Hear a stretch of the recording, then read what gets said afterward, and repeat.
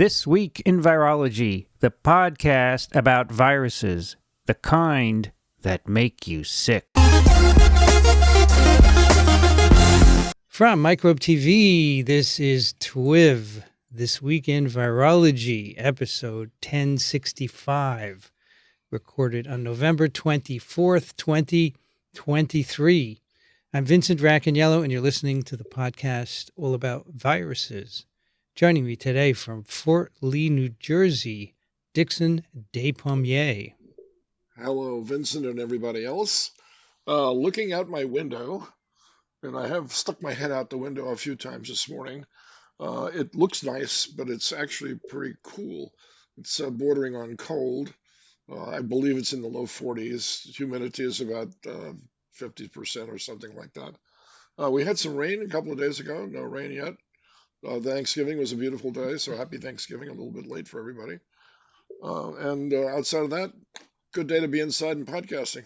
Dixon, you remind me of that movie where the guy sat in his apartment and looked out with binoculars. What's the name of that movie? The Prisoner. You're talking about Rear Window? Avenue. Rear Window, yeah. Oh, yes, that's right. That was James Stewart. Jimmy Stewart, reprised by Christopher Reeve sometime later. Who was the woman lead in that movie? Don't know. What's the name of the movie? Rear Window? Rear Window. It was an Alfred Hitchcock movie. Yeah, it was an Alfred Hitchcock. Grace Kelly. He was wheelchair bound. Tippi Hedren, I think Tippi Hedren. No, Grace Kelly. Grace Kelly. Yeah. No, Princess of Monaco. Also joining us from Ann Arbor, Michigan, Kathy Spindler. Hi, everybody. I guess I might be. No, there's one other person who hasn't spoken yet. It's the other Grace Kelly. Here in Ann Arbor, it's 34 degrees Fahrenheit, which is 1 degree Celsius, and it's perfectly clear. Cold, but clear. From Austin, Texas, Rich Condit. Hey, 65 degrees, clear, beautiful day. From Western Massachusetts, Alan Dove. Good to be here. And yeah, we totally broke intro discipline on that, didn't we? 42 Fahrenheit, 6C, breezy. It was a lovely day yesterday, too. We did the turkey on the rotisserie on the grill, which is my preferred way to do it. Oh, nice. Rotisserie. Yeah. Hold on, I'm about to sneeze. Sorry. And from Madison, New Jersey, Brianne Barker. Hi, great to be here. It's 47 Fahrenheit. My app says mostly cloudy, but my eyes say very sunny. And after yesterday, I never want to eat again. Successful Thanksgiving. Yes. Gluttony, right? Yeah. All right. Kathy, tell us about Global Scholar Travel Awards. Okay, so if you're listening to this, you need to act on it very soon because the deadline for the Global Scholar Awards is this coming Thursday. And the information is that we have moved this deadline up so that we could enable people to work on getting their visas sooner. So go to asv.org, click on this year's meeting, and click on Travel Awards, and you'll find the link to it. So application deadline, as I said, is November 30th, this coming Thursday. You don't have to submit an abstract for this award.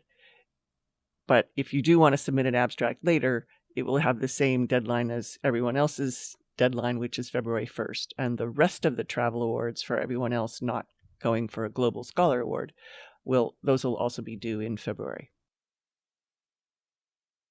All right.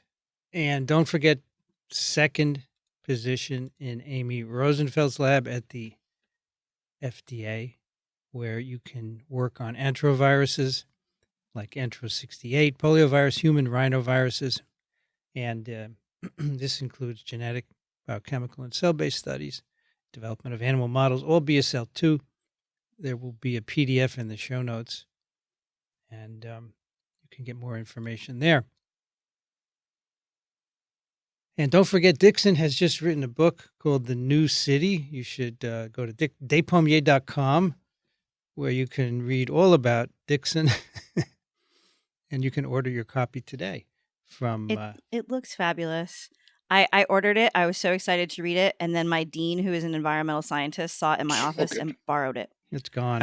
Shame on them. You can't Yeah, say no. you should It's- ask your dean to just buy their Yeah. own copy. Maybe one for each person in their class or something. That would be Maybe, yeah. nice. So I need to get it back from the dean, but it looked fabulous for the That- little bit of time I had it.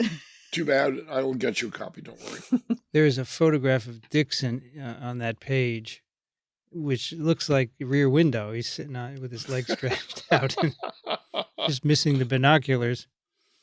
Daniel and I went to Dixon's book signing last week at the Yeah, it was Salmagundi Club. Right. And I came away with 2 copies of the book. There was an enterprising high school student there who bought copies of the book at a discount and was reselling them to support something at her high school, right, Dixon? Yeah, whose mother happens to be the publicity agents for Columbia University Press. I looked at her and I said, I'm in the wrong business. I shouldn't have. Selling books is not my forte. And writing books perhaps isn't either. But I certainly did enjoy the experience, and I hope you do too. They did a wonderful job with the book, though. They really did. You've written a couple, so you must be reasonably good at writing books. Well, I enjoy the process. Let's. You're going to write another one? Yes, you did say a photo book of something. Well, picture books. I can show you one. It's funny you should have brought that up. Let's see what I've got here. I might be able to get this one out to the crowd too. It's a travel log of our trip to Africa. It's called a South African Sampler, and it's pictures basically. It's pictures. No words, right? Well, there's a few words in there. I have a copy of it somewhere. I think it's here. Yeah, I enjoy doing things like that. So you're thinking of selling it? No, not at all. No? Not even a little. Nah. Okay. Anyway, go to despommier.com and support Dixon. Thank you. Thank you for your attention. Have You you ever said- spelled Despommier for the listeners? Yeah, I have not. DES. That's D. DESPOMMIER. There you go. Right. I have known Despommier for so many years that it's no You problem to spell It it. just rolls off your tongue. Can all of you spell Racaniello? Of course. I think Yes. so. Yeah. We can Everyone pronounce together it now. too. RAC. CANIELLO. Spindler we got. MOUS. AELLO. Dove is easy. Barker is Racaniello. easy. Condit is easy. It's just Despommier and Racaniello, yeah. That's right. All right, we have a trio of snippets today. They're not papers. They're just things that are happening that I thought would be of interest to go through briefly. The first is an article in Science by Jocelyn Kaiser. House approves ban on gain-of-function pathogen research. The U.S. House of Representatives. Now, they banned research, federal funding for gain-of-function research that modifies risky pathogens in ways that can make them more harmful to people. And this may not become law because the Senate has to vote on it. And as you know, the Senate is mildly Democratic. So I don't know So I why think- this should be a politicized issue at all. It should be a scientific issue. Because why not? Because everything's a politicized issue now. That's Well, Because exactly people right. are up in a rage about everything. No, you're quite Best right. world. So- Alan, do you remember Asilomar when the scientists decided to? I don't remember it, but I certainly have read about it. Yeah, they decided, hey, this recombinant DNA stuff, it could be dangerous. Let's take a pause and talk about it. So they did. And that's what should be done here. So what And is a gain of- notably, it turned out to be not dangerous. turned out not to be dangerous. And one of the experiments they cite here is the influenza H5N1 work of Fouchier and Kawaoka of the 2015-ish, I think, where they passaged the virus so it became transmissible in the air among ferrets, which they cite as horribly dangerous and Oh, yeah. neglect the fact that we learned a lot from it. It was done safely under BSL-3 conditions. Mhm. Um, I'd like to make a proposal that we change the name of that branch of government to the House of Misrepresentation. misrepresent. I don't know why they're getting involved. I'll bet most of them don't even understand what gain of function Well, is. that's the point. That is the But gain of function is giving a new property to any kind of organism, any kind, not just viruses. And it doesn't have to be something that you think might be nasty. It could be putting a new enzyme into a yeast so it makes flavorful beer or something like that. It's just a new Maybe function. maybe with enough education, they can have gain of function for themselves. The thing that's particularly unfortunate about this is that this bill also it has amendments. One Always. would ban gain of function studies at the laboratory in Hamilton, Montana, the NIH lab, right?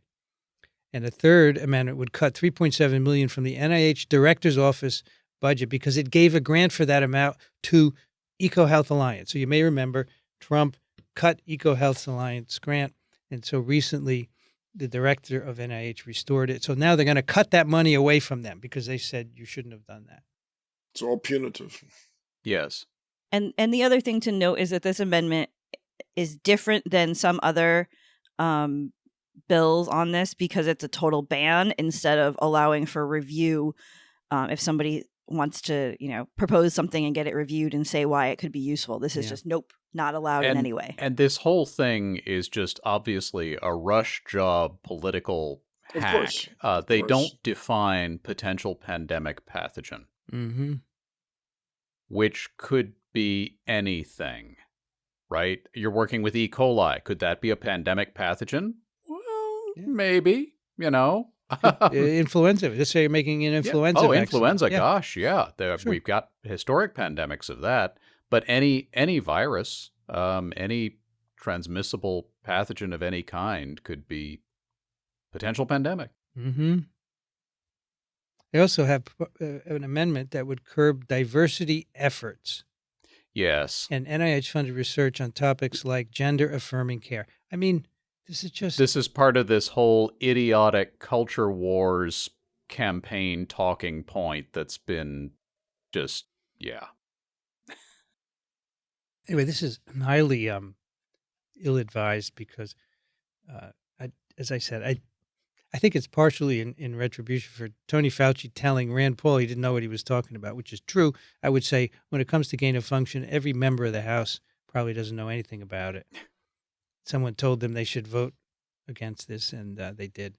But I suppose the Senate will not vote for it. So I'm not sure the scientific community even has a good grip on a definition for That's a gain good of question. function or for potential pandemic pathogen. Yeah, right. I mean that's one of the problems here is that all of those concepts are pretty slippery, and it's not because it's just because of the limits of the science, really. It's because you can't predict what's going on here, and that's one of the reasons that it, in my mind at least, makes most sense to have some process by which, from the ground up, and this is one of the things that's suggested in some of these things, from the ground up, these things can be considered on a case-by-case basis by people who know what's going on. I'm glad to see some information from ASM against this here. I mean, this is clearly a job for the National Academy of Sciences. They should be advising Congress on these issues, and they're not even seeking their advice, and that's wrong also because they're not turning over every stone before they make decisions. They're not seeking their advice because they don't want data. Right. They don't want us. Yeah. Yes, they don't. That's right. This is not about facts, Dixon. No. This I totally agree. It would be nice agree. to have a meeting of scientists and talk about this. Exactly. And maybe even some people who do risk assessment, right? Could throw them in there and they could talk about it. It would be very useful instead of having politicians make these edicts. I've probably said this before, but this when I consider this, it reminds me of when actually, it wasn't when I first joined NAUI. It was when I renewed my certification. That's the National Association of Underwater Instructors, I think. Yeah. So it's a scuba diving organization. And like the first thing out of the instructors' It's not mouth, instructors who are behind on their mortgage. the first thing out of the instructor's mouth was, listen, we have a number of safety protocols and sort of we have our own self-regulatory process. He said, it's everybody's obligation to pay close attention to this stuff because if we don't regulate ourselves, the government will. Yeah, And that's that right. will be a drag. There's no pun intended in regulate, I hope. Yeah. Good, Dixon. Vincent, it might be good here if you were able to put in that paper that was in the 3 journals at the same time, the ASM journals, Yeah. that talked about that gain of function research and had that really important table that Yes. listed examples of the Mhm. kinds of benefits to humankind and agricultural Good idea. animals and plants from We'll put that in. so-called gain of function research. Okay. All right. Next thing is chronic wasting disease, which is a disease, is a prion disease of what is it? Cervids? Cervids, deer, Cervids. elk, and Yep. moose, right? Yes. And a prion disease is a neurological disease where a protein that you have in you, and this goes for deer as well, starts to misfold, and you get a neurological degeneration, which is ultimately fatal. And a number of years ago, it started to be picked up in deer. A number of animals have it. Humans do, and others, mink, and many other sheep. Now, deer, and this one is in Tennessee. And they have a lot of cases. They basically take deer that have been harvested for hunting, and they look for the presence of the prion. And last year, they tested 20,762 samples, and 813 were positive. Wow. So the concern here, Including, yeah. So go ahead. go ahead. It's okay. No, right. So no, we're getting to this year now. Yeah, well, the concern is that it would spread from deer to other animals, right? Humans like to eat deer, I understand. They hunt them, and the But dressing in the how field. do the deer catch it? The people who hunt deer and dress them in the field, if they don't know that the deer Right. So has the a deer prion disease. appear to catch it from each other. Each other, yes. But where By they got sni- it to by start s- with is another question. That's another Yeah. question, and this is an issue with prion diseases in general because they're not viruses, just to be clear, but virologists have ended up kind of with Adopting them. prions in our Adopting field them. because nobody else wanted them, Good. and so they're proteins, and they are naturally Yeah. occurring proteins Of course. that are often doing essential functions, but under certain circumstances, one of them can misfold. And if you've studied virology or listened to any of Vincent's lectures, you know that the folded shape of a protein is very important.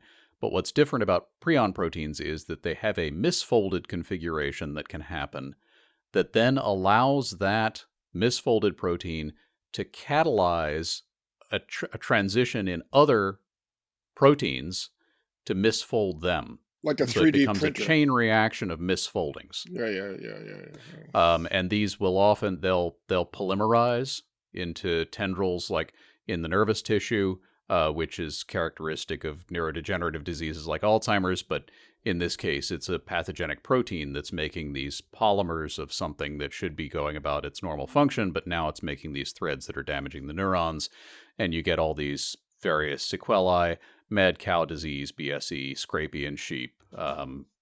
What is the Coro in Kreisfeld-Jakob. Kreisfeld-Jakob? Kuru in Kuru. the four people, Kuru. yeah. Kuru. Yeah, but that was through eating brain Yeah. of Yeah. other Yeah. victims. Yeah, So, so, that's the reason why I'm asking about deer. They're not meat They're not eaters. eating brains, but the No, they're not. the prions are in other parts of the body, Yep.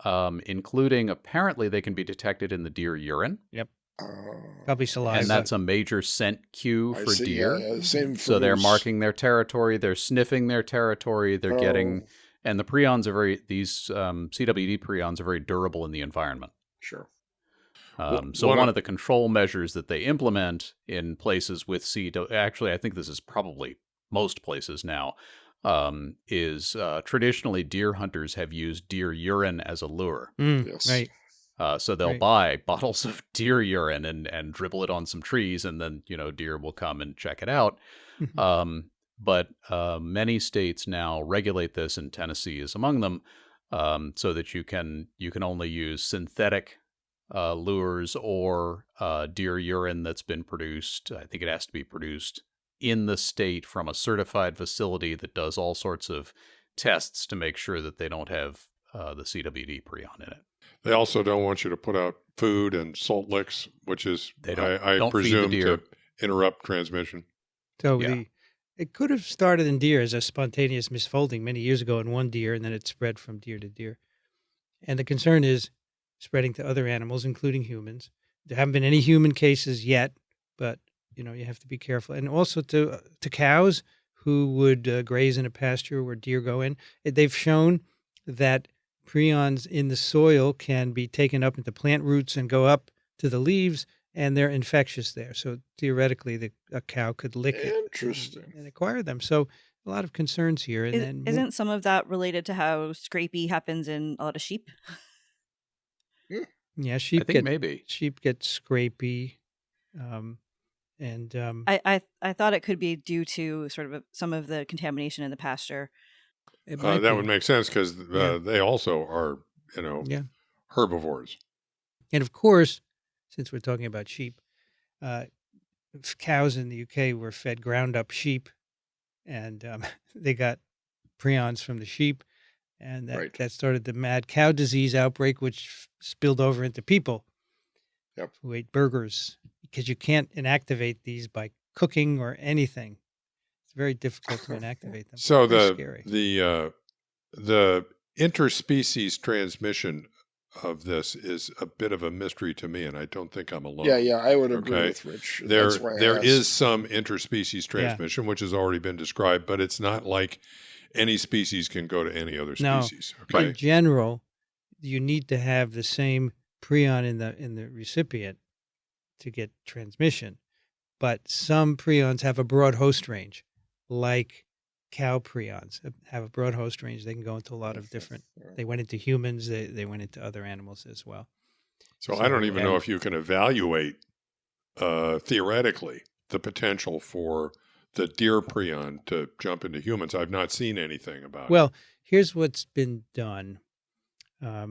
If you take, now you can't do it in humans, but you can take the human prion gene and put it in mice. And when you infect those mice with deer prions, they don't get infected. They don't develop TSCs. Okay. If you put the deer prion into the mice, they do develop TSCs.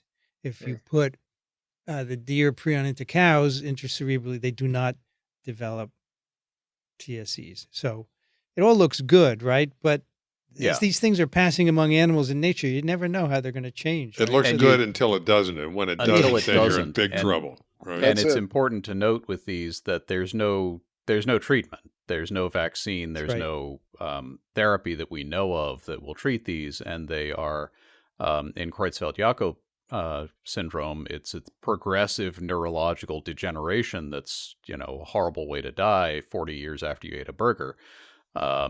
So that's a very serious concern, and states advise people Yep. for a variety of reasons, but including CWD. Be very careful if you're when you're field dressing your deer, and Yep. Anyway, so that's just more detections in Tennessee. If you look at a map of the U.S., here's a map from November 24th, 2023 from the USGS. And a lot of in the central U.S., and there's a bunch in Texas and all those the states. upper Midwest, Wisconsin, I know has it. Yeah. A lot in Canada. So if you go north of like Montana, there's a lot up there. Then there's a bunch in Pennsylvania, Virginia, a couple in New York State, none in New Jersey, Rhode Island, Massachusetts, Yeah, Vermont, New Hampshire, Maine. Tennessee actually started monitoring it in 2002 when they heard it was in Wisconsin, and then they stepped things up. 2016 when it was discovered in Arkansas, which borders Tennessee. And Tennessee, for those who didn't have to memorize this in fourth grade, it's a long, Wait a minute. narrow. Whoa. Alan, Tennessee kind of- does not border Trapezoid, Arkansas. right? Tennessee No, does border parallel- Arkansas. Mississippi River separates the two Parallelogram. Well, states. okay, but the Mississippi Come River on. defines the border, and deer can swim. They do. They And in fact, what you see is that the center of CWD in Tennessee has been these two counties in the southwest corner, what is it, Hardeman and Fayette, which are near the Arkansas border and also the Mississippi border. And I don't know, these are just immediately east of Memphis. And I'm guessing maybe that's probably like the most convenient place to hunt if you live in Memphis. I'm just hypothesizing here. What's newsworthy here is that this latest one from this year is in Lewis County, which is much more toward, it's like 3 counties closer to the center of the state. Yeah. So it's out of the range of what had been observed before, and it suggests that this may be spreading east. But your advice is well taken, except that we don't have any examples of hunters actually catching this from deer. No. So far, so good. Well, remember, yes, there is a long incubation period. Well, yeah, that's yes, exactly. We would not know for decades, potentially. Oh, exactly. To say that it doesn't transfer, it might be too soon. Anyway, a little premature. Very interesting. And finally, the last snippet. There's a letter in Science this month that caught my attention. It's a very short letter. The name of it is Polio Eradication Efforts.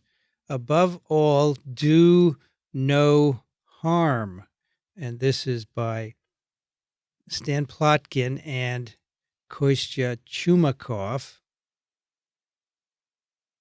And it's basically in response to a story in Science written by John Cohen, where they say we should be using NOPV2, the modified LPV that we've talked about before, to eliminate polio.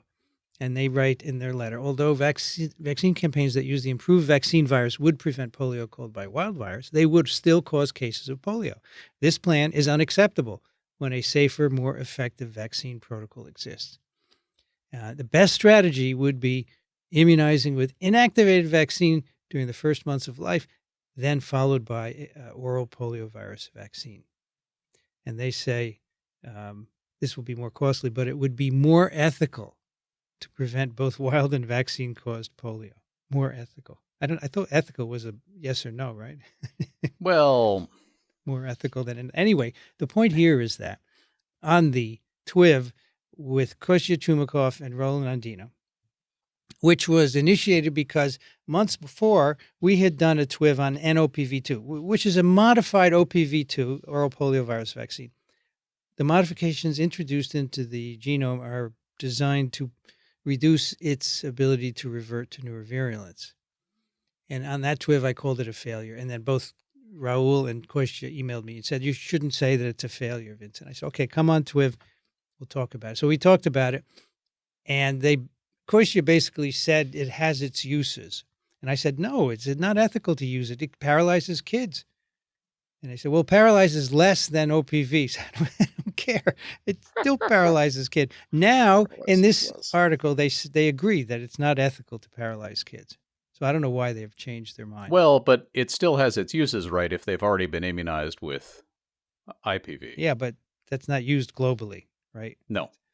And I think that's a good idea. Frankly, they should just use IPV. Well, ideally, yes, but too many needles. Huh? You know, we've talked about this quite a bit on previous, TWiVs, that the distribution costs in poor countries and so forth. OPV is a much easier thing to distribute. But if you go in first with IPV and then follow, especially if you follow with NOPV, your risk of paralyzing anybody is essentially nil. However, and you save the money on the second 2 doses. However, there's some indication that NOPV2 may not be as immunogenic as OPV2. Okay, so just that we have to see there. So I just think it's interesting that Kostya has changed, which is great. I think OPV can't be used in the U.S. at all. And I think NOPV is slightly better. So I'm going to put some references in. There's an MMWR where they first noted that the use of NOPV2 was linked to vaccine-associated paralytic polio. And the rate is of vaccine-associated polio associated with the NOPV2 is better than OPV2, but it's the more they use it, the more they're approaching OPV2. What happens is the virus recombines in your intestine with other enteroviruses, and that removes all of the genetic modifications that they introduced into NOPV2 to make it ostensibly safer. Now it's just it's poliovirus with pieces of enteroviruses that's making it more fit. So it seems I think it's a failure because we didn't anticipate that recombination would do this. And I think these infectious vaccines don't work for poliovirus because we have so many enteroviruses in our guts that just recombine with them. I think that's the lesson here. Yeah. So my take on this is that between when Kostya and Raoul were on the TWiV and when Kostya and Stan Plotkin wrote this letter, there's been some reconsideration, perhaps some of this new data. Maybe they were influenced by the discussions with you, Vincent, and it points to the ability and importance of scientists considering all things and potentially changing their minds and changing their recommendations. Yeah, I think it's good. Yes. But the Gates is still bullish on NOPV too because they paid for it. And there's an interview with a guy at the Gates. I'll put it in the show notes where the interviewer really drills into him and says, "So what about the reversion?" And he agrees that it's reverting, and that's somewhat of a problem. But to just say, "Yeah, we're going to keep on using it," is not correct. I think we need to use IPV in one form or another, either IPV, OPV, or IPV forever in certain countries. But yeah, and I think it is accurate to call it a failure in the sense that NOPV was developed explicitly to preclude the possibility of reversion. That is its purpose, is to be an OPV that doesn't revert. And it reverts. It reverts. So, yeah.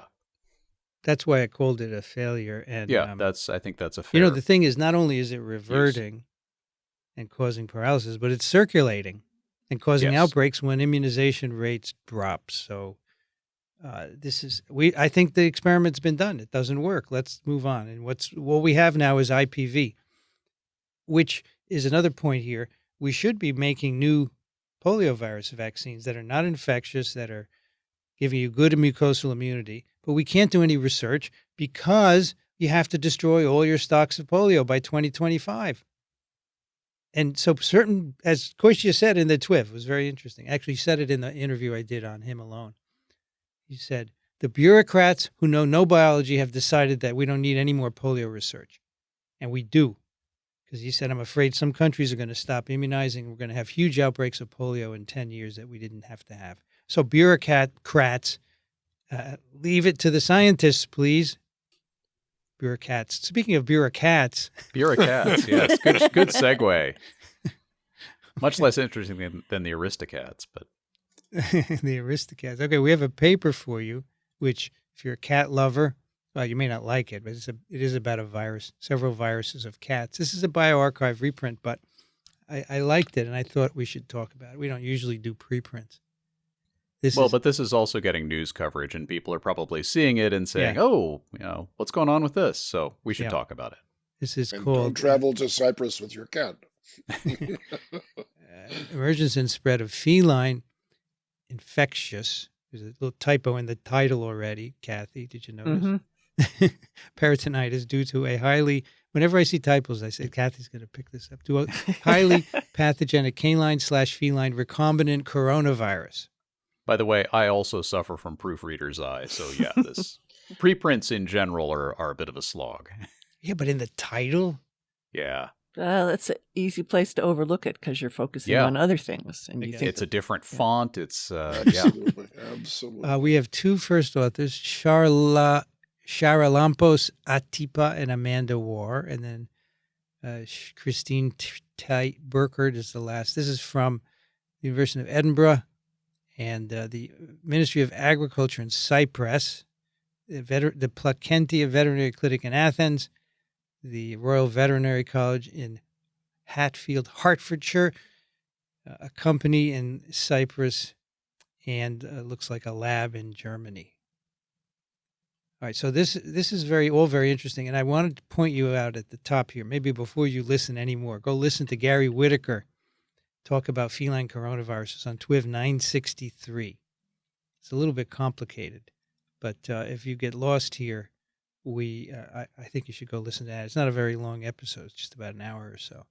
There's also a nice summary that you put in our show notes, and I don't know if it's open access, but it's kind of well I think it suited to is. the lay reader, I think. Yeah. Okay, so here we're talking about feline coronavirus. There are two biotypes. Okay. One is feline enteric coronavirus, okay, which typically causes mild inflammation of the intestinal tract, mild enteritis. And then the second biotype, which, as you will hear Gary talk about, it's thought to originate from a mutation of a feline coronavirus infected cat. So they have feline coronavirus, and there's a mutation occurs that makes it into the second biotype, which is feline infectious peritonitis virus. Okay, and that one's bad. That will kill your cat if you don't treat your cat. So this is a sort of gain of function mutation.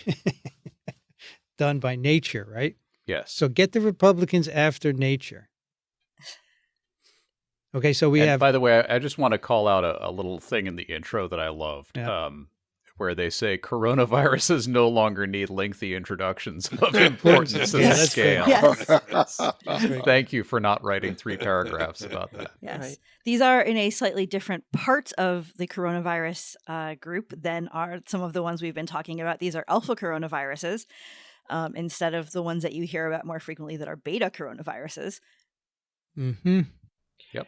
I have two comments. One is, do we ever talk about biotypes with other viruses? It was No. almost a foreign That term word for hit me. me too. No, Yeah. that's a That's- weird word. I think they should use something that's more used in other ways, right? I agree. They just decided. And then maybe you were going to talk about this, but when it mutates or does whatever it does, become this other biotype, then if you look and you compare the two viruses, one to the other, Yeah. and they have just one letter different in their full name, their abbreviated name, I should say, FECV and FI, right? Anyway, FIPV, yeah. So, so they have different cell tropism and so forth. But Yep. the one that, as you said, Vincent, is really, really bad, it's going to kill the cat. That one is poorly transmissible. So yeah. Right. it's a little bit of a misnomer for those people who think about infectiousness Yeah. as being transmission, because it sounds like it's not as transmissible, Yeah. but it is more. It was infectious when it came into the cat Right. as Are you FECV, and saying now that that's it's a turned loss into of function? FIPV, it is not not nearly as infectious. All right. So And hard to find. they note that most of these cases of FIPV, if not all of them, are due to a mutational event in the cat Yeah. that is Yes. That's affected. right, in the and cat. that's because, I assume, I extrapolate to say that's because it doesn't transmit very well. Okay? It doesn't And get in as FIPV. if we're gonna continue to riff on the whole gain of function thing, okay, let's point out that when you change one property of a virus, okay, to make it do something different, that may not be the only thing that happens. And in this Yeah. case, the gain of function, as we're calling it comes at a fitness cost. And that was the same with the original offending H5N1 experiment, okay? Although it was initially touted as I've got the most dangerous virus in the universe in my freezer, that turned out not to be the case, because that particular gain of function change came at a fitness cost in Yeah. that virus. That's right. Rich, It's complicated, dudes. Your problem is that you know too much. No one wants to listen to that. They just want their own point of I view know. expressed. Well- Tough. Do we know sort of, is this just a random thing, or are there things that predispose Ah. a cat towards this So, mutation? so I asked Gary that, and he said it often happens when cats are stressed. He said, like when he had an example in Ithaca, there was a fire in a veterinary complex, and the cats didn't get killed, but they got stressed. And then within the following weeks, over half of them developed FIPV. I wonder if So- that's as a result of not being able to manage immunologically mutants that are coming up all the time. Maybe. That could very well be. So the mutations are arising all the time, and then you need some event to make them predominate. That's right. And maybe the suppressed immunity from stress causes the FECV to stick around longer because it hasn't been taken out by the immune system. That allows time for the mutation to accumulate. And these mutants that we're talking about are spike protein mutants, right? Yeah, changes in the spike gene. That and then makes some sense in accessory terms genes. of changing the tropism, okay, because that's the attachment protein. So, Perfect. So I'm going to go home and give my cat extra treats to help protect her. Yes. Anecdotally speaking, we had a cat a long time ago. His name was Ahab. And when Ahab reached a certain age, unfortunately, he developed feline infectious peritonitis. And I brought him into Columbia's vet department, and they confirmed the diagnosis. So aging might also be a factor in regards to what happens. So does this virus just sit there and wait for you to get old? Well, it could be. It doesn't wait. So Viruses don't would you do call anything. that a latent virus infection or Maybe a below the clinical horizon virus infection? Well, I think that the cats are infected with, enteric coronavirus for long periods of time, and at the right under the right conditions, it causes this. Yeah, but there's no sense a priori that it should do this, right? It doesn't transmit better. What's the point of that? So there's it's no a selection disaster for that that virus, because then it's a dead end. It's a dead end, basically. So it's a random event that happens to change the tropism and makes it more virulent. But, in terms of natural selection, that doesn't make any sense. So it's a dead end. But it's bad for cats. Although you can treat it. You can treat it with remdesivir, and there's another drug, GS441524, which is what remdesivir becomes once it's in you. Remdesivir is a prodrug. It changes. They have been used to treat cats with FIP, but the manufacturer will not, GlaxoSmithKline, they will not license it for veterinary use. It's Gilead. Gilead? Yeah. And I really wondered why they won't license it for veterinary use. What's the rationale for that? I seem to remember a pic a month or two, like a while ago, about using molnupiravir for cats in Cyprus because it wasn't being used in people. Molnupiravir is also mentioned. Yeah. Yes. Yeah.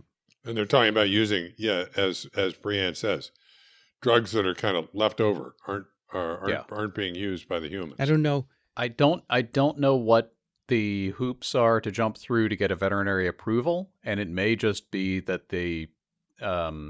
that Gilead looked at the balance sheet and said, it's not really worth it. I don't know. That's just a guess. I don't know why they won't, but when we were in Ithaca for Immune, Brianne, you weren't there, right? No, you I was not there. So there was a woman who was on a crusade to try and get them to approve it for veterinary use. She liked cats and she wanted to take care of them. And she said that she doesn't know why, but she's trying to get them to do it. Not clear to me why you wouldn't do that. Yeah. Anyway. So once again, as we said earlier, before the show started, the answer to a lot of things is money. So yes. Yeah, that's going to be my first line assumption, is that they decided that it's not worth it.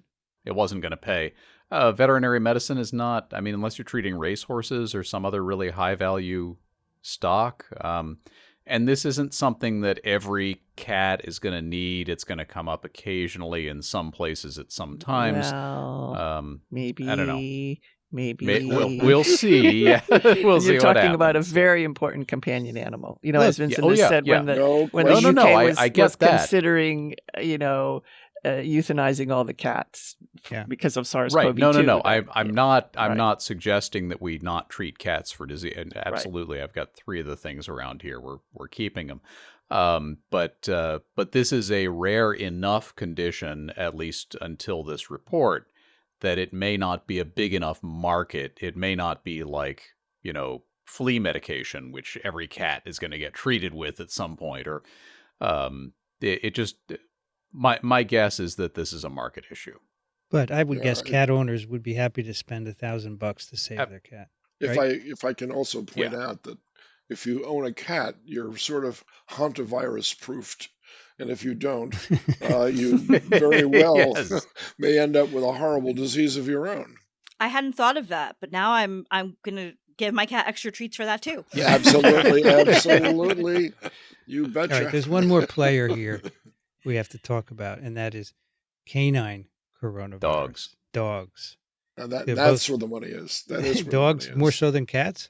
Absolutely. Why? More dogs? Dogs around? are hunting dogs Oh, and okay. show dogs and guard dogs and Okay. you know, Vision that dogs. sort Yeah. of thing. Yeah. You're going to get mail from the cats. Yes, I know. Yeah. I like them both. I like them both. They're both alpha coronaviruses, as Brian said. And they have gone through recombination events. Feline coronavirus and canine coronaviruses have undergone recombination before, it's been seen. And in fact, that's led to the production of transmissible gastroenteritis virus and porcine respiratory coronavirus, which are pig viruses. Okay. And they say, we have seen recombination before between feline coronavirus and canine coronaviruses, but none of them have changed the transmissibility of feline infectious peritonitis virus. Okay. Until now, apparently. That's what this The paper... reason we're talking about all this is... That's what this paper is all about. And so this is Cyprus, where earlier this year there was an outbreak of feline infectious peritonitis, where there was a big increase compared to previous years. So 2021 and 2022, there were 3 and 4 PCR-confirmed FIP cases in Cyprus. And so far in 2023, we have 165 confirmed cases. And that's probably an underrepresentation because there are a lot of feral cats that just don't get tested. Right. Cyprus, Yeah, by so- the way, is famous for its cat population. for its cats.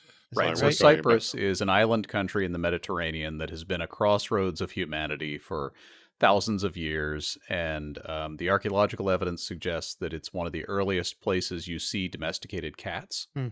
3,000, 4,000 years, something like that, back in the past. And they have, nowadays, they are well known for having a cat population larger than the human population on the island. They have upwards of, I've seen 1.5 million. I've seen some estimates that it might be pushing toward 2 million cats on the island. And most of them are just strays. They're wandering around in the streets, and people, there's no money to fix them, which would be the solution to this vast overpopulation of cats. Some people feed them. Most people ignore them. So they have this massive population of cats. I think the cats are sitting around talking about the feral human population. Yes, the cats Exactly are probably right. saying, what do we Exactly do right. about these? Exactly right. So on August 3rd, the Republic of Cyprus had approved coronavirus medications for use in cats, which is great. And they say, estimates from the Pan-Cyprian Veterinary Association, around 8,000 deaths due to FIP up to the middle of 2023. So a lot more than confirmed. And then in October, they sent a case to the UK from Cyprus. So they apparently move cats around from Cyprus to other countries, and this is a problem. And so there's already There are a couple of charities there that adopt cats out, and some of them send them out to elsewhere in the UK. So one of them was adopted out by somebody in the UK, and that cat was carrying this virus apparently and developed this condition. So they have pictures of cats if you'd like to see them. Some Yes, of lots of pictures of the cats. symptoms include swollen abdomen, fever, weight loss, lethargy, anorexia, dyspnea, ocular abnormalities, neurological signs. And because this is an outbreak, obviously something's going on with the transmission, right? Because you never see these numbers of cases. Yeah. So, importantly, what's unusual about this is not necessarily the disease symptomology, but the fact that it is an outbreak, so it's being transmitted, apparently. Right. Yeah. And the pictures of cats in the paper, these cats don't look very good, They don't. by the way. No, but they're not dead. No, they're not dead, but they're definitely not in good shape. Yeah. That's okay. You just go look up Cyprus cats on Wikipedia, And you'll see lots of they cute got cats. cute yes. pictures. Yeah. I didn't know that there were cats in Cyprus. I had no idea. Wow, the things I learned on TWiV. There I are want a to go lot to of Cyprus, man. there are a lot of cats in Croatia, and so I just was Googling for Croatia versus Cyprus, and I couldn't find any statistic, but they Yeah. did mention that, yes, Croatia has a lot. Argentina has a lot of them also. How many cats are in the U.S.? Does anyone know? Oh my gosh. Oh, I put in Hundreds the of millions, number I of bet. households with cats. Yeah. It's 46.5 million households. Okay. Really? Wow, that's not nearly enough. Dixon, there are 76 million dogs in the U.S. and 58 million cats. It's not that big a difference. That's incredible. It's Yeah, a those lot are of slightly different numbers from what I found, but yeah, there's more wow. dogs than cats. Anyway, so households. the next thing they want to know is, what does the genome of this virus look like? Can we learn something from it? So they get RNA from 91 cases, and they amplify out the spike because they're figuring that's going to be important. And they get 3 versions of the spike from all these 91 cases, 3 different sequences. And the first, they get a spike closely related to a feline coronavirus in 2 samples. One is in a Cypriot sample, one is in the UK import. And then they find all the other samples have alignment with the canine coronavirus spike, and not just any canine coronavirus, but a hypervirulent pantropic canine coronavirus.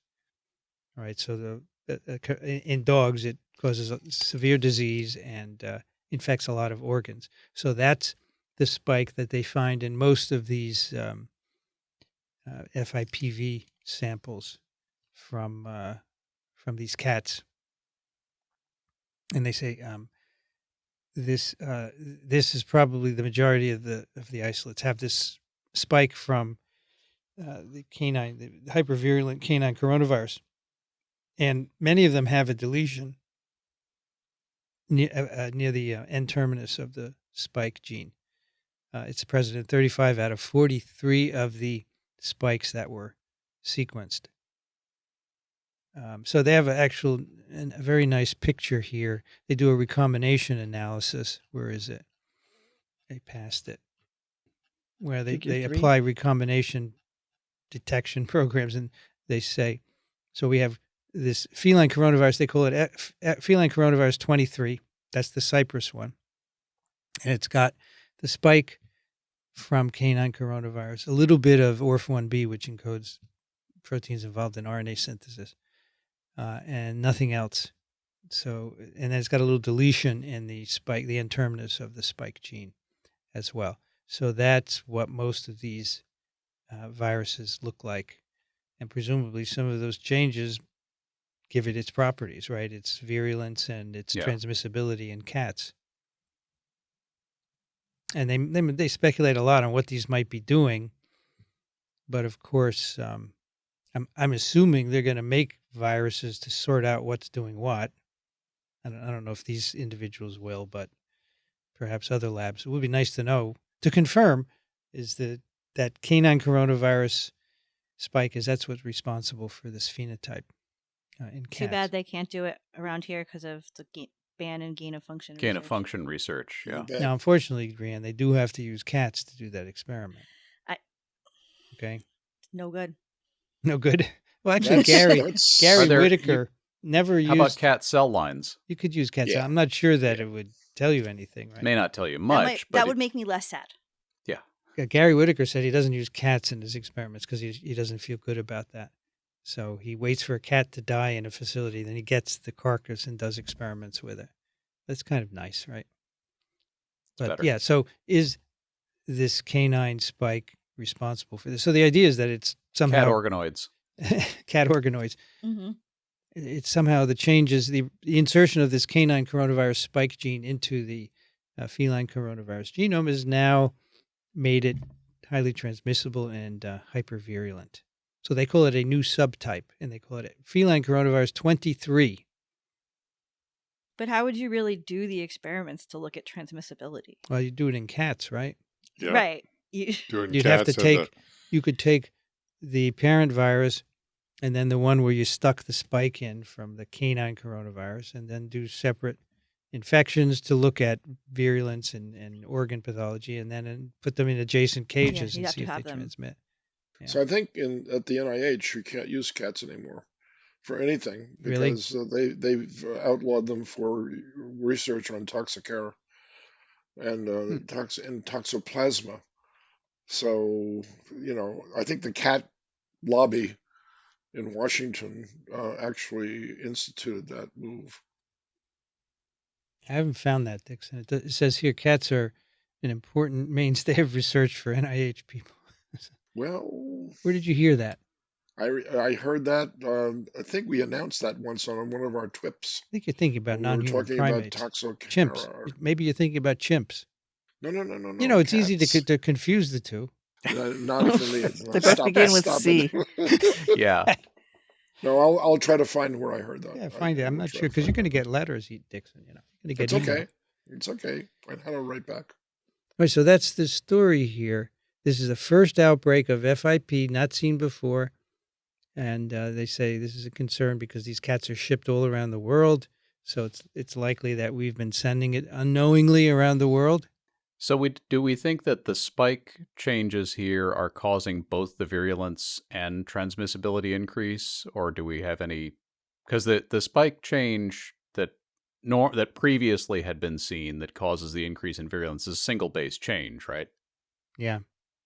And this, you're swapping a whole section. The whole spike is coming from the canine coronavirus. Right. The whole spike is coming from the canine virus. Plus, it has a deletion. It has interestingly, it has no furin cleavage site, which they say maybe the uncleaved spike is stable, and that's why it transmits very well.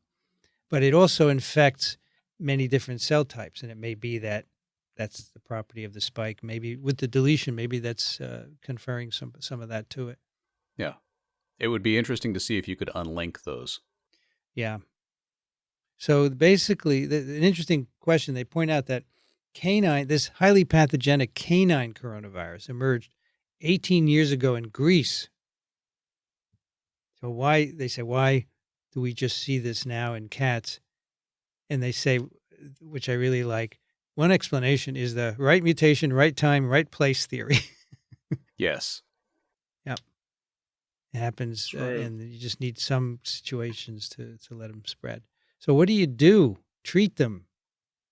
You can treat them with drugs. So that's yes, GS 441524 and molnupiravir can be used to treat them.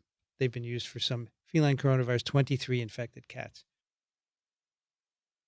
So I bet we hear more about this in future months, years. Yeah. In other countries. I bet it spreads globally. What do you think? Well, my big question is, does it move from domestic cats to wild cats? Feral like cats. Tigers. Oh, those the big cats. Panthers and leopards. That's a good question. I don't know. Yeah. That would be tragic if that happened. And whether this spreads globally is a question largely related to quarantine policies, I think. Right. They say because fortunately there are more controls on transporting cats between countries than there are on transporting people between countries. And so hopefully you'd be able to keep this contained and maybe wait on adopting a cat from Cyprus, especially since there are probably quite a few strays in your local community that you could adopt instead. Yes. I guess the other question is how many cats have been adopted out of Cyprus that have this that we don't yet know about. Yeah. Exactly. Did your cat come from Cyprus, Brianne? She did not. She came from Newark. All of our cats came from Springfield, Massachusetts, or thereabouts. They say cat local. They say we should also make vaccines, and we have to stop this virus from changing from epizootic to panzootic all around the world. So what if you had a vaccine? How in the world would you address 1 million cats in Cyprus? You get your cat would be immunized. Yeah, so you could be, but the strays are going to be the problem. That's the big problem. And at some point, it would be nice if Cyprus would get around to addressing their cat problem, which even though it's a tourist draw, that's Yeah, too many cats. I mean, I say Pug. this as somebody who owns 3. That's 1.5 million is a bit, over the top. And the problem is that they don't fund the one thing that would work, which is a TNR program, a trap, neuter, replace program. All right. A lot of these feral cats are never going to be house cats. So you can trap them, neuter them, Spay them. Yeah. and then if they're okay to be adopted, they're actually behaving like house cats, you could maybe adopt them, but more likely you just release them back to where they were, but now they're not going to make loads more kittens.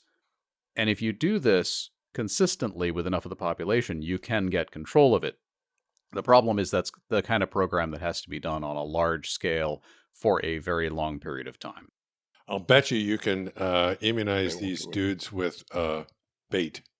Yeah, I was wondering, Maybe like with rabies. given yeah. their enteric viruses. Right. Mm. Well, Yeah. we know that spike is a good immunogen for coronaviruses.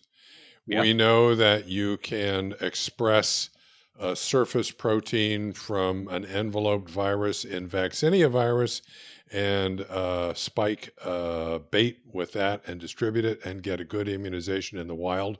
I'll bet you could use exactly the same strategy on cats in Cyprus. Mm. Friskies Vax. Friskies Vax. You want to use Kibble a vax. vaccinia vector, Rich? Yeah, because I'm doubting that the coronavirus is going to be stable. Yeah. Okay, you want something that's going to be stable in the bait and will infect the animals, and a vaccinia vector will do that. All right. So All right, so manufacturers call Rich. He's got He's got a modest plan. consulting He's got a fees, plan. you He's know. got a plan. Hey, Kathy, So- yes. A man, a plan, a cat. one thing I got the impression that they were maybe suggesting that this recombinant virus might not have all the same properties as the FIP virus. And so, and maybe I misconstrued that, but so I had the concern that maybe this virus won't be as unfit from the standpoint of transmissibility, and that could be a concern. Mm. Did anyone else read it that way, or? I certainly got the idea that this was much more transmissible Yeah. cat to cat. Yep. Yep. Yeah. Just based on the size of the outbreak. All right. Failure to do so would be catastrophic. Yes.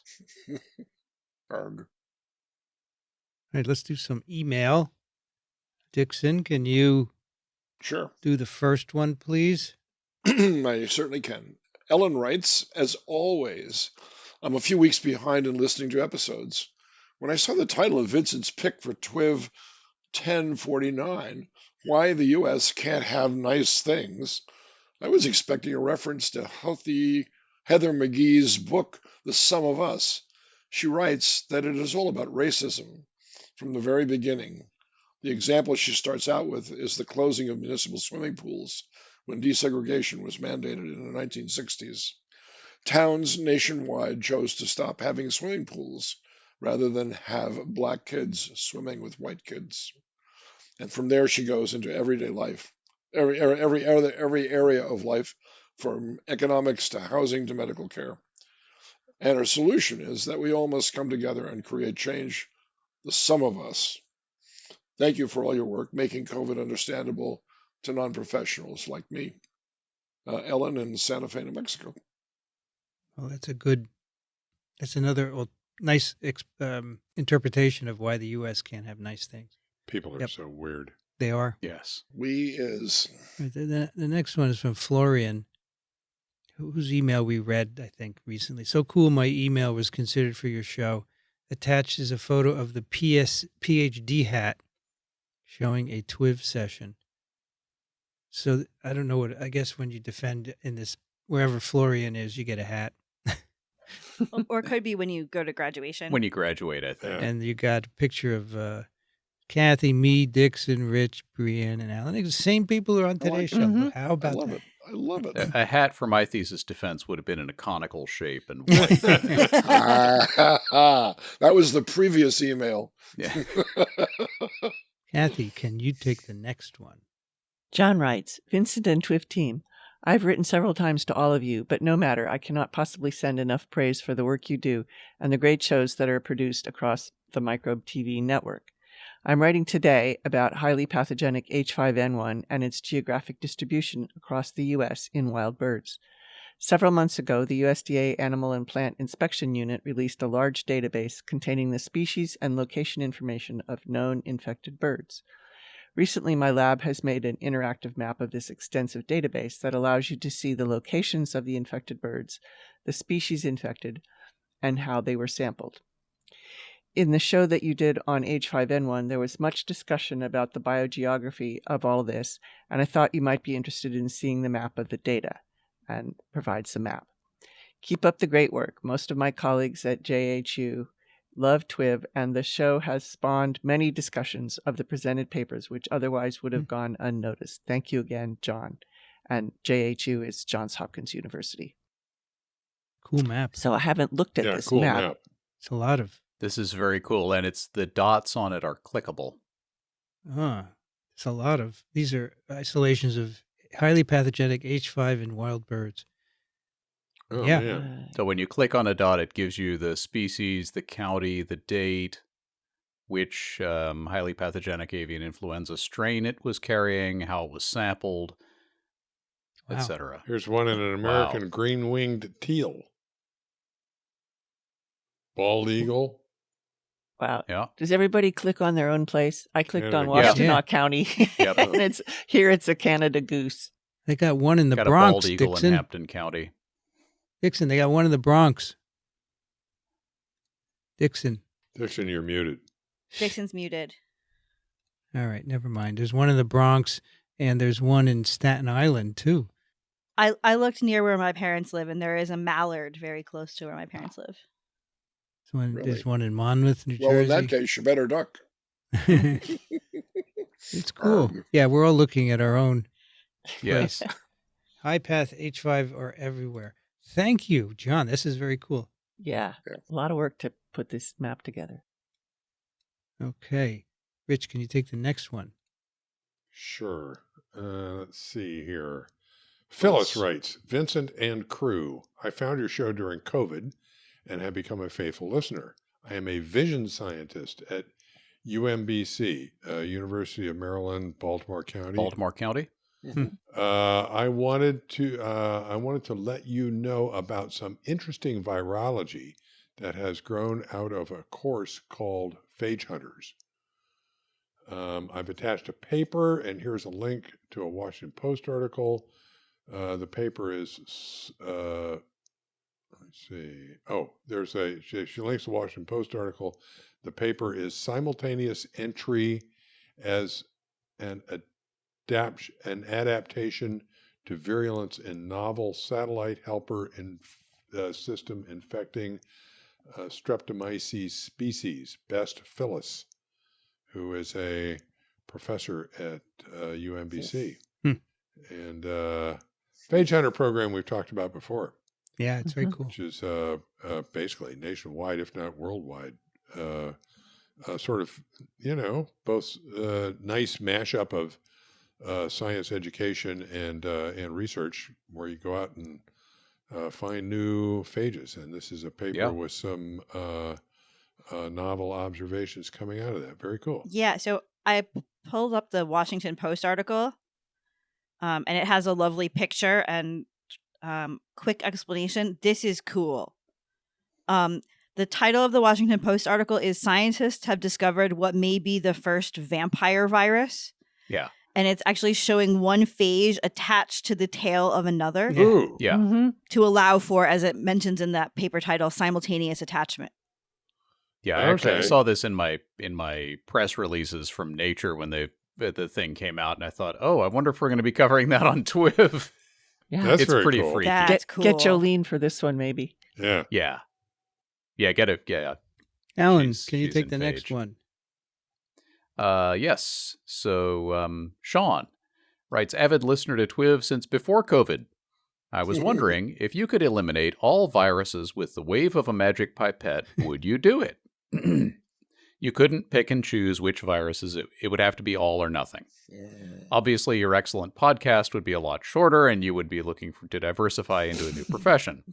However, what I'm wondering is, are there any benefits to viruses? Oh my gosh. Are there good viruses on which we or other organisms depend on, either directly or indirectly? Are there organisms that are a threat to us that are kept in check by viruses? If we could eliminate them all, how long would it be before viruses become a thing again? Years or millions of years? What I'm getting at is, did viruses evolve alongside life, or are they the result of protein manufacture going wrong inside cells? Regards, Sean. I would absolutely not eliminate all viruses with the wave please of a don't. pipette, and Please if don't. I somehow accidentally did it, I would expect that life on Earth would catastrophically collapse shortly thereafter. You are right. Sorry, everybody. That's true. That is true. So we know that there's a tremendous amount going on. Scale-wise, I think phages probably win just in sheer numbers. The current global environmental metabolism is regulated to a large extent by the rate of phage infection in the oceans. We've talked about this on TWiV. And when you get above phage scale, all the larger viruses infecting larger cells, there are ecosystems that are balanced based on how these infection rates are going. And if you were to take all of that away, all of a sudden, I know that in the short term, you would not have a good outcome. I don't know what the long-term outcome would be. And then in terms of how long before viruses came up again, it would depend on how badly you damaged life with the first move. But I'm sure they would be back. And yeah, they've been here the whole time. Yeah. Right. Well, and I guess the question is, if we're eliminating them, are we also eliminating things like endogenous Yeah. retroviruses? In which case, we don't have placental mammals anymore.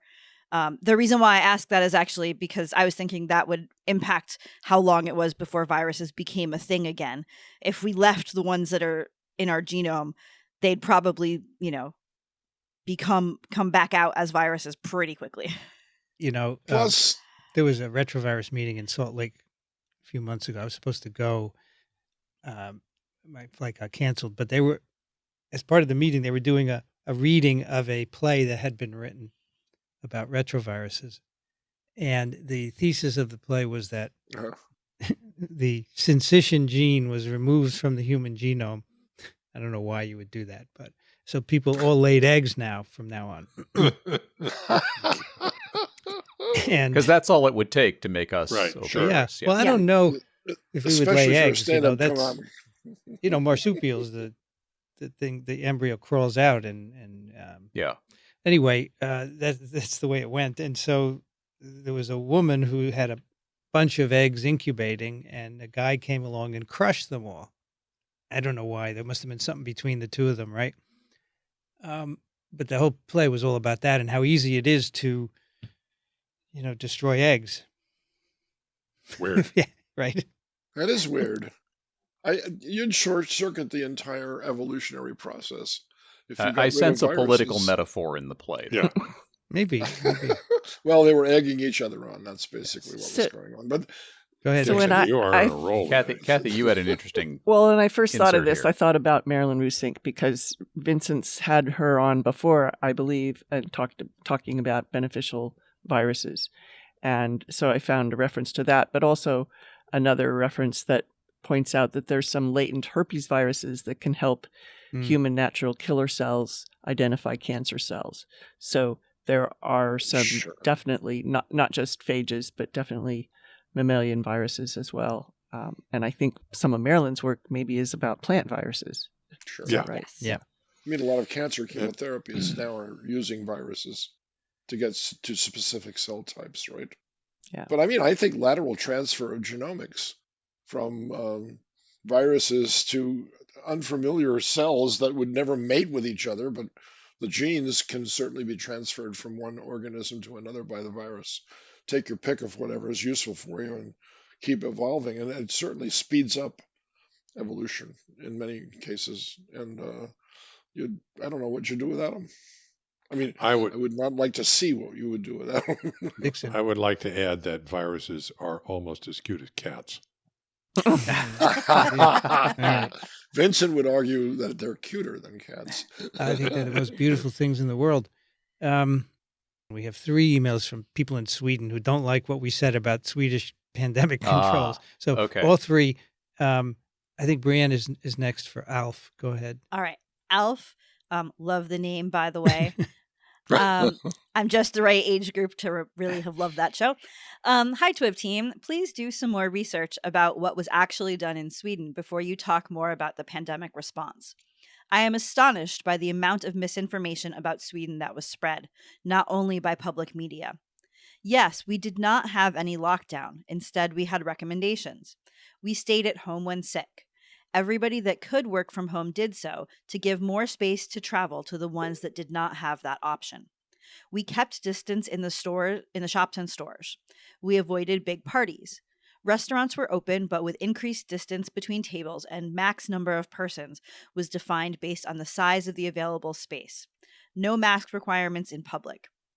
Masks were used in elderly homes and hospitals. There were no vaccine mandates, but strong recommendations. Schools and childcare were never closed, but had to stay at home when sick recommendations. Upper secondary school and university had education on distance.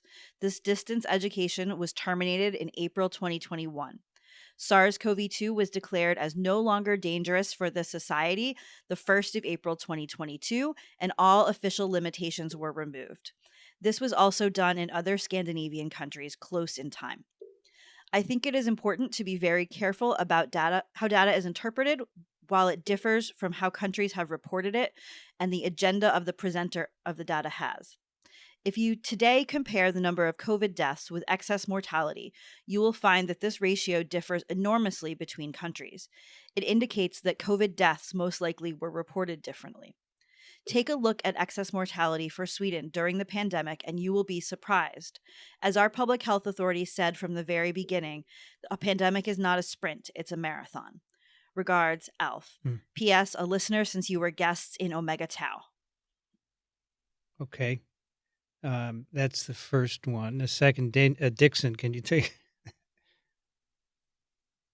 Yes, I can, and I'll try to speak louder. Angelica writes, hello.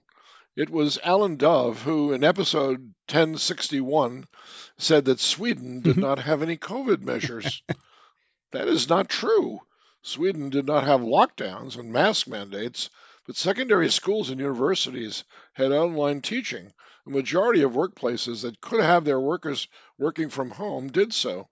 Children who had any symptoms stayed home from daycare and schools because parents were able to stay home thanks to the public parents' insurance. It is true, though, that early on in the pandemic, mostly elderly in care homes in Sweden died. Looking back at the pandemic, excess mortality was rather low. Please see, for example, and then they list a website. I know that in the U.S., Sweden and COVID is political. Please stick to facts. Thank you for an otherwise very interesting podcast. Okay. I apologize. Apologies accepted. All right. And then one more, Kathy. Andreas writes, Dear TWiV, warning, long email, but today I will discuss my pick, see link, and your last episode, 1061. And it's an Our World in Data link.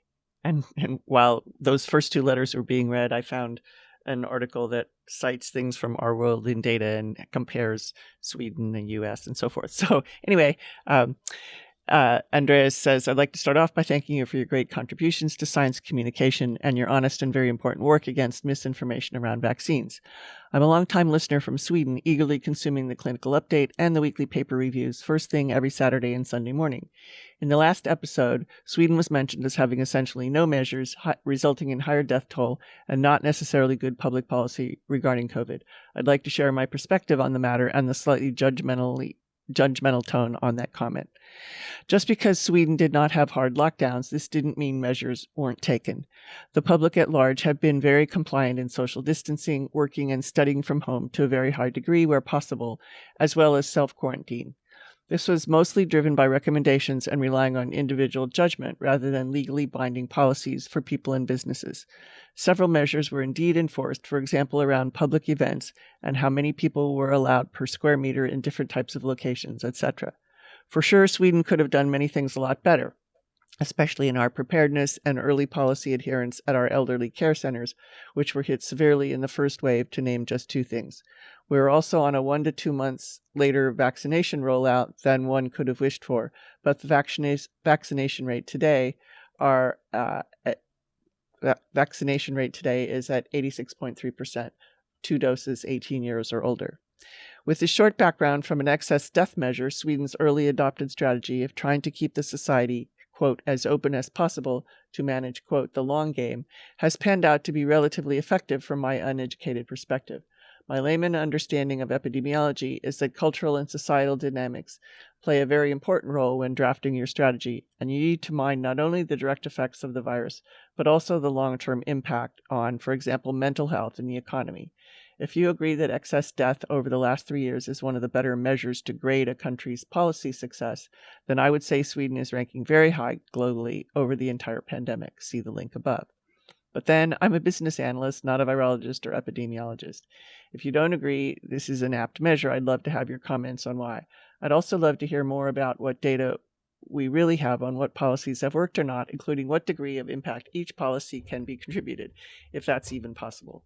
Maybe you can find some interesting papers and or guests that have the relevant data and expertise to summarize the lessons learned from an epidemiology standpoint. I'd be extra glued to my headphones in that case. Keep up all the good work you are doing. With love from Sweden, Andreas. And just to explain where I was coming from, my information about this came primarily from early in the pandemic, where the two things that I knew were that Sweden had not implemented hard lockdowns and that they had an unusually high mortality rate in nursing homes. However, it does appear that in the long term, things worked out okay if you get past the nursing home mortality early on. And Sweden, like a lot of developed countries, did better than the United States. They're, on a par with, actually not too far behind Norway, a little ahead of Finland, on a par with Canada. And yeah, I think that is a pretty good measure.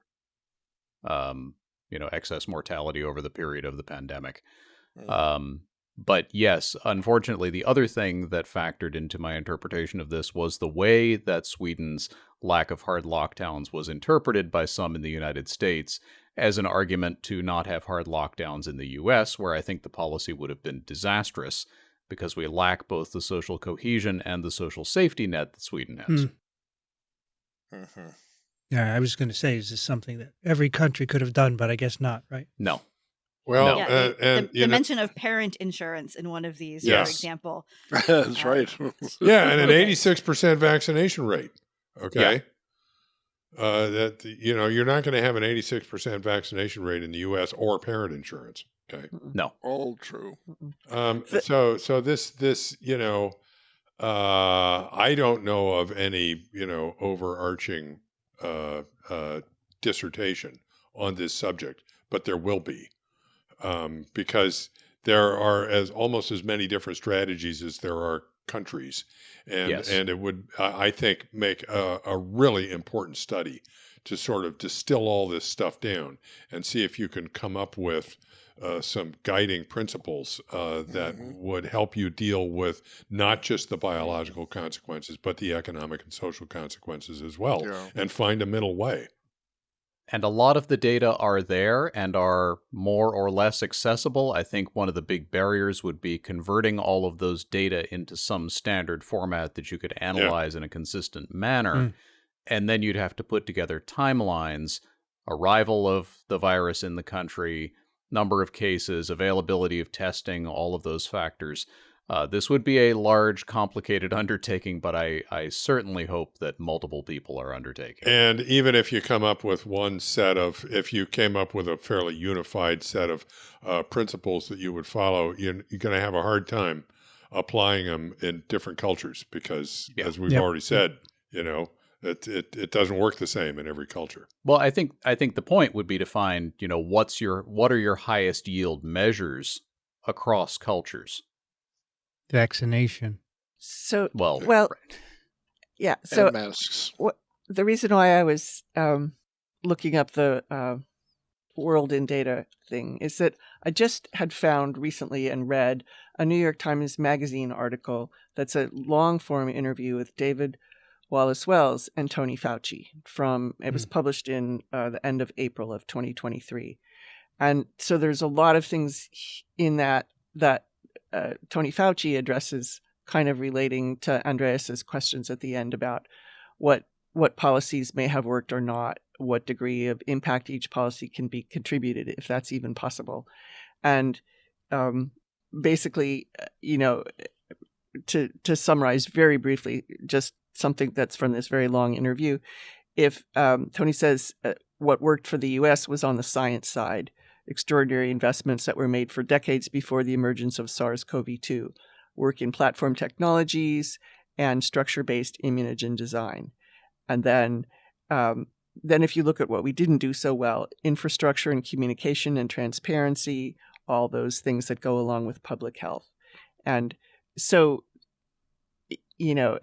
I think it was Rich that was just saying, that people will be working on this, and there will be a lot of outcomes of, what was effective and what wasn't effective. And it is going to be different depending on the political and geographic and social situations everywhere. And I have seen at least some preliminary analyses that the lockdowns in the United States did definitely save millions of lives, based on modeling the pandemic, and especially in the early phase. So that part did work. But in terms of other measures, that's something that I would hope there'd be a big, at least maybe a meta-analysis after people have done all these individual analyses. Right. There's even a discussion about, well, if we had locked down in February instead of in March, what would that have done? And there's some speculation that it would have had worse outcomes because people wouldn't have been ready for it, and they wouldn't have done it at all, or to a lesser extent. So it's a huge question. What about having a cheap test where you could test yourself before you went out each day? Maybe you wouldn't have to lock down. Yep. Testing is another thing that could have been better. Maybe we handled a lot better. Yeah. Well, we got the 3 emails from Sweden were pretty consistent in describing what Sweden did. So thank you for that. Yes. Is there a description somewhere, a comprehensive description of what Sweden did? Does anybody know about that? I don't. But if any listener knows, let us know. I'd love to. Well, is that what that first link is? The Sweden during the pandemic? Oh, that's from the Cato Institute, which is probably going to be arguing that everybody should have done what Sweden did. Yeah. Well, because it does describe what Sweden did, though, so that's a good one. Yeah, it's from August 2023. Okay. Right. Cato Institute is they're a think tank with a specific agenda. We know all about those, don't we? Here in the U.S. We'll get to one a little bit later, I think, in the picks. All right, let's do some picks. Dixon. Yep. What do you have for us? Well, continuing on with my climate theme, last time I picked a people-friendly website explaining in simple terms the difference between climate and weather and why the climate has been changing, and then some of the interventions that are possible. This is a more detailed look at that from the perspective of the United Nations, and they have a climate change website, which I highly recommend. It's fantastic. It's very comprehensive and understandable, even if you're not a scientist. But it, of course, it helps if you are a scientist, because then you're willing to accept scientific results rather than just challenging them because they're science. It's a great website, but of course, everyone knows that actions speak louder than words. And for that, I pick Ayanna Elizabeth Johnson, who is a marine biologist. And if you don't know this woman, she is a powerhouse. when you watch her speak, she's a very slight of build woman that looks as though her voice would sound like a little mouse coming out and being very meek, but instead it's very listenable to. She evokes you to listen to her, and she has something to say to you, and she speaks as though she's only talking to you and no one else in that vast audience of TED Talks. She puts her points across without raising her hands, raising her voice, saying, and you should. She doesn't say any of that. She says it in a matter of fact speaking. These are simple things that if you follow this advice and you do these things, we will all be able to pick our part or play our role in slowing down or even stopping climate change. And I was really, really taken by her talk because nothing that she suggested can't be done. And it behooves everybody to follow her guidelines because she's so convincing and so charismatic from the standpoint of from this slightly thinner than normal person who's also a marine biologist, by the way, and has lots of science data behind her. How she can, is how she's sitting over a cup of coffee and she's saying, look, come on, let's all get together on this. We know it's important and we know what to do. And everybody here can play a role. No matter what you do, you can play a role. And here's how you find out. And it's remarkable. That's all I can say. It's life changing to actually watch her talk. All right. Quite impressed. I'll watch it, Dixon. Great. Thank you. You're welcome. Brianne, what do you have for us? First, I have a brief PSA. So if anyone is interested, they might want to watch Jeopardy on December 1st for the upcoming Champions Wildcard Tournament, where they might see a familiar face, aka me. So that's pretty exciting. That's next Friday. And while we were talking and people were coming up with various random facts like the importance of cats in Cyprus, I was thinking that many of my co-hosts, all of my co-hosts really should take the anytime test online to be on Jeopardy it themselves. But the article that I found earlier this week that was really cool is called "A Virus That Generates Electricity." And here they talk about a recent study that came out in Advanced Materials using M13 bacteriophage. And it turns out that M13 has a charge differential in different parts of the phage. And previously, this group had shown that if you put pressure on the phage, you could get current to move through the phage and you could get some electricity by changing the conformation of a particular protein and thus changing the charge. And now they've shown that they could also do the same thing by just heating the phage. They can get electric current, and they made some mutations so that they could get some binding to nickel, as well as changing amino acid charges to get more charge on their amino acids, and thus could dramatically increase the amount of electricity they could get just by heating M13 phage. And I just thought that was really cool. And I could imagine that might have a bunch of great applications maybe someday down the line. Very cool. Very cool. We've talked about this kind of thing before here and on TWiV as well. It's very neat. Kathy, what do you have? Looking forward to installing some M13 solar panels right? on my house. That would really, be a great way to make some energy. Yeah. So it's kind of fun because we've had several phage mentions on this TWiV, and I wanted to point out when we were talking about the one that was based on the Phage Hunter program that the paper has just come out and it's open access. So if people are interested in looking at that one, they can do that as well. So I picked something that was thanks to Justin, who sent me this link from an article from the University of California, Berkeley, also known as Cal, alumni magazine from December of 2019. So it's a little bit old, but I had never seen it. And it's about Kary Mullis, intolerable genius, Berkeley's most controversial Nobel laureate. And so Kary Mullis was the one who received the Nobel Prize for figuring out polymerase chain reaction. And I think many of us knew that he was probably more than 2 sigma on the bell-shaped curve in terms of being an unusual person, but this article tells a little bit more about it. And I liked the final sentences of it. Let me see if I can get down there. I like that they described him as an interpersonal wrecking ball. Yeah. Anyway, it mentions other scientists who were involved and whose experimental rigor made PCR possible. And the final sentence of this article is, maybe the best way to remember Mullis and his invention of PCR is to make some space for the others who made it a reality.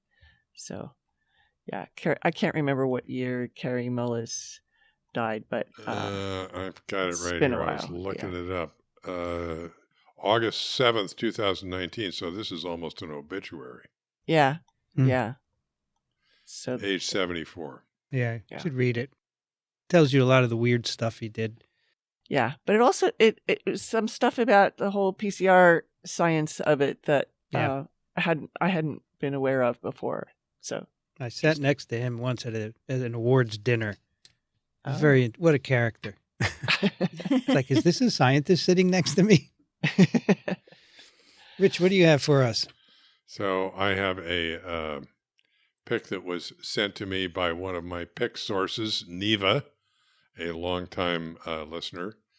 That is both, I have both a sort of a popular science article about an original article. So I've linked both of them. The popular science article is in Quanta magazine, and the original research article is in Current Biology. And the popular science article in Quanta is titled, "To Defend the Genome, These Cells Destroy Their Own DNA."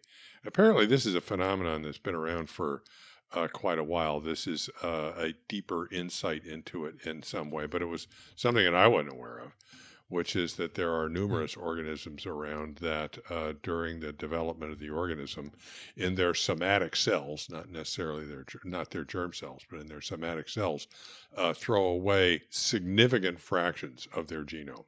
Okay, I mean, we're talking up to 30% or so. And this is a description from a group, where are they? In Lyon, describing the phenomenon in a nematode worm that is like, I don't know how closely related to C. elegans, the worm we all know and love. And I think it offers an opportunity because it's in a worm where they understand cell fate and that kind of stuff and have the potential for genetics to understand it in some more detail. But basically what happens is around the third cell division in the room, in the worm, and there's a fate map in the paper. The somatic cells undergo what looks like something akin to a catastrophe, wherein during mitosis, the genome is fragmented, and then apparently fragments are not rejoined, but sort of repaired, if you like. So you wind up with many more chromosomes, but a significant fraction of the chromosomes are discarded. And there seem to be mostly repeat sequences, but some other sequences as well. And then there's numerous hypotheses about why this might happen, like the repeat sequences are a drag. I mean, we've talked for a long time about, why carry these things around, and these organisms are clearly asking the same question. Though apparently it is. They aren't enough of a drag so that you want to get rid of them out of the germline. That to me is interesting all by itself. How do you do this in the somatic cells and not the germline? So Yeah. interesting phenomenon that, Or maybe they're needed in the germline and then they get rid of them in the somatic cells to deal with some later thing. Yes, actually that's one of the favorite hypotheses, that these are genes that are of value in the very earliest stages of development and are otherwise just trash. Okay, so get rid of them. Does this happen in any other organisms? Yeah, lots. There's lots of ciliated protozoans where something similar happens. So lots of times that's specialized. So I've been tetrahymena is one of the guys that amplifies, but that's kind of a special case. It amplifies ribosomal DNA genes and does huge genomic reorganizations. But apparently this happened. This has been was first observed for even was understood that DNA was the genetic material. Bovary, 150 years ago, saw what is now understood to be this phenomenon. And it happens in organisms as complex as like some songbirds. This is mind-blowing. Yeah. I'm going to be reading this in such detail later. I think I every now and then somebody finds some completely bizarre phenomenon going on in some obscure species, and then it turns out it's everywhere. Yeah. We do it. Yeah. That's right. I think I forwarded this to you and Nels, Vincent, because I thought this might be a TWiV. It is. Yeah, I like that. Yeah. Very interesting. I think this is a soil nematode, by the way. Yeah. Is it a nematode or a nematode? Well, I say nematode. Alan, what do you have for us? Okay, this is nowhere near as serious, but if you're looking for a little rabbit hole project to drill into, and I know Vincent is a fan of mechanical keyboards too. I just recently built one from a kit that I now use. It's a lovely little thing, and I got it from this site called KBD Fans. It's I think it's one guy working out of his apartment somewhere in Shenzhen, and he designs these extremely well-engineered keyboard cases, and you can then get the pieces and the switches and everything and put together your own keyboard to your liking. And it's for the price, actually a really amazing thing. It's machined out of a solid block of metal, the one that I have, and then you can buy a complete kit, so you don't have to figure out what all the pieces are that you need. And you could get exactly the type of switches you like. I've got my nice clicky switches, and I know Vincent does this too. I like the clickies, yeah. If you prefer a more tactile switch, you can get that, and yeah. Can you hold it up and show us? Yes. So this is my and looks I got great. The keycaps that I got are it's a collection called Dolch, which is named after a computer company from the 80s that built ruggedized keyboards, and it's got this kind of retro look to it that I like. But if you would prefer something that's more Samurai or Hello Kitty or Blade Runner or any type of theme that you would like in your keyboard, they've got that too. You can get these very nice, high quality keycaps. Hello Kitty. Hey, that's the name of our show today, by the way. Hello Kitty. Oh, that's good. Yeah, that's a great name. Good work. Yeah, I like building these. I've built a bunch of them too. Okay, they're cool. I like putting different colors in, as well as the clickiness and that sort of thing. It's great. I prefer tying flies. Everybody wants to do their own thing. Yeah, I get it. Okay, my pick is an article from, where is it? Is it the Wall Street Journal? Wall Street Journal? Wall Street Journal by Alicia Finley, the COVID vaccine windfall turns for Pfizer and Moderna. So basically it is, this is what happens in the pharma industry. You have a boon, and even if it's a once-in-a-100-year boon, eventually it all comes back. The pandemic is over. Pfizer revenue has fallen over 40% since last year. Earlier this month, the company took a $5.5 billion write-off on its COVID products. 14% of American adults have received the latest updated vaccines. Pfizer laying off hundreds of employees. Its stock is trading below where it was at the start of the pandemic. Wow. Moderna has lost more than $100 billion in market value over 2 years. In September, it scrapped combination vaccines for COVID and flu and another for pediatric human metapneumovirus and parainfluenza virus. But what the writer says is declining demand is neither surprising nor bad news. It's a salutary development as it will drive pharmaceutical investment and research to better uses. And that's kind of the idea of the article, that one thing ends and new things begin. And she talks about some new gene therapies coming to the fore, and so forth. So melanoma vaccine. So that's the way it works. That's the way it works in vaccines. Drug makers can dine out on any given medicine. Actually, they don't restrict it to vaccine, only for so long before needing to cook up another pharmaceutical bonanza. Yeah. The way it works for drugs that are chronically administered is you keep trying to come up with reformulations so that you can extend the patent life. Yeah. Well, I remember for Pfizer, I thought they were a second-rate company, to be honest, until they came out with Viagra and all the money started to accumulate. And I was the pleasant recipient of some of that from a friend of mine who actually worked there, who you may know by name, but I will not mention him. And he listens to this show religiously, and he's totally aware of the ups and downs of pharma. I mean, it's amazing. It's quite amazing. You were the pleasant recipient of some of the money, you were saying. I was, yes. He rescued me when my grant ran out. I just wanted to clarify for listeners. I didn't spend that money on myself. It kept my lab alive, let's put it that way. And it was all due to this extra windfall. They didn't know what to do with it. They had so much of it that they didn't want it known that their product was taking off like you wouldn't believe. And of course, that peaked and came down again, too. So for something like Viagra, that's obviously almost a Greek tragedy. It's a family show. I'm just holding the jokes. I'm trying to clean this up as best it's kind I of can. up and down. Yeah. Well, that's the long and the short of it. So, for God's sakes, come on. Sorry. So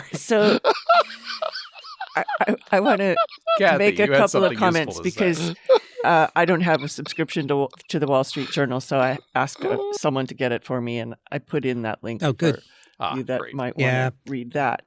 And what did interest me was the different tone of the article being from Wall Street Journal.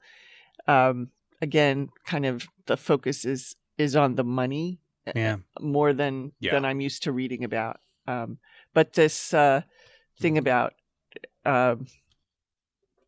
Pfizer and Moderna now being on slightly harder times, I knew of some of these layoffs and things because it actually affects some aspects of sponsorship for the ASV meeting coming up. So it's a real thing.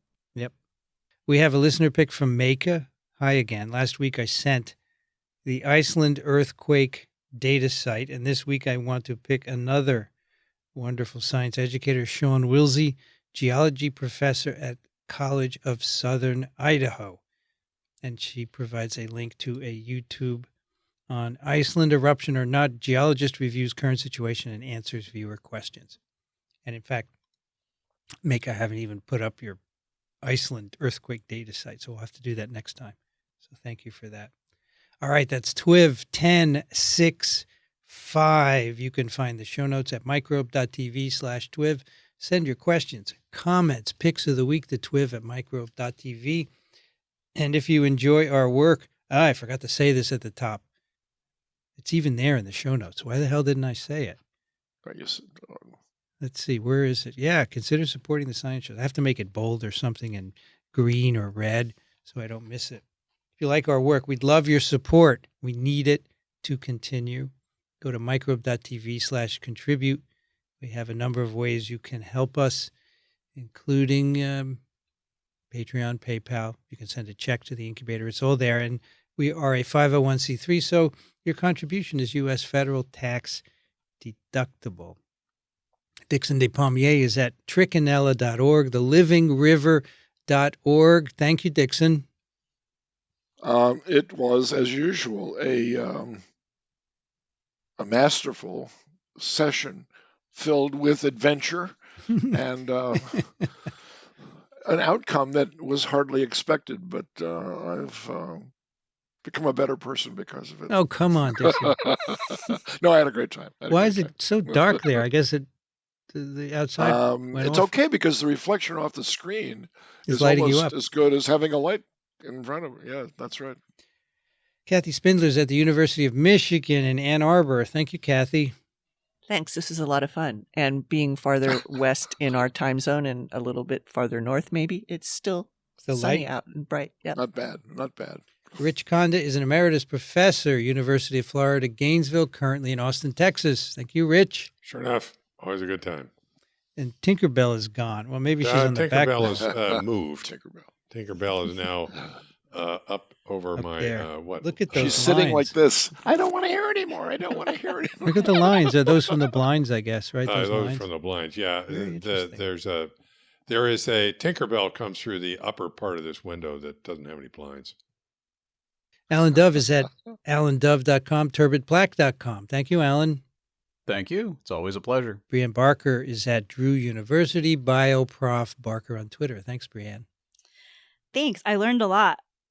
I'm going to be reading about programmed DNA elimination for a very long time. I just like that we talked about cats a lot of the time. That was And I'm going to give my cats extra treats. My cat extra treats. Again, I'm reminded there was a I saw a thing recently about how somebody whose cat was gaining weight, so the vet said you got to cut out the treats, and the cat's weight started to go up even more because both of the owners were sneaking the cat treats. Oh, brother. It's good. Brianne, good luck next week. Well, it already happened. Oh, But thank you. It is already happening. It already I've happened. already been to LA and filmed, and Oh, okay. now it's just going to be on TV. Good. Oh, that's great. I hope you But thank did. you. I hope you did well. I'll be watching.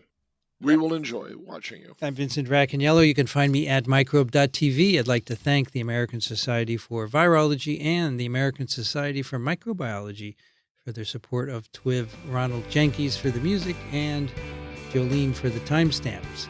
You've been listening to This Week in Virology. Thanks for joining us. We'll be back next week. Another TWiV is viral.